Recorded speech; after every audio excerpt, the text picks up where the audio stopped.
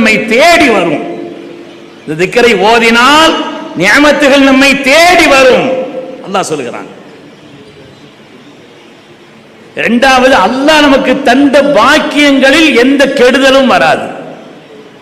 அல்லாஹ் நமக்கு தந்த பாக்கியம் ஃபதுல், ஏதோ ஒரு அருள், உலகியல் ரீதியான ஏதோ, அதுல எந்த கெடுதலும் வராது. இரண்டாவது அல்லாஹ் சொல்றான். மூணாவது, அல்லாஹ்வுடைய பொருத்தம் கிடைக்கும்.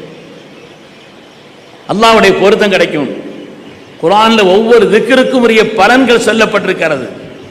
அது மாதிரி குர்ஆன்ல லா இலாஹ இல்லா அன்த சுப்ஹானக இன்னி குன்து மினல்லாஹ், எவ்வளவு அற்புதமான திக்ருங்க.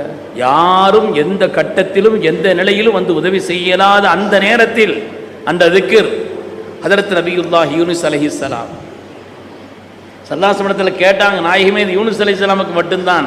அல்லாஹ் அந்த ஆயத்துல பின்னால என்ன சொல்றான், வ கதாலிக நுன்ஜில் முஃமினீன், இதுபோல் முஃமின்களுக்கும் நாம் ஈடேற்றத்தை அளிப்போம்.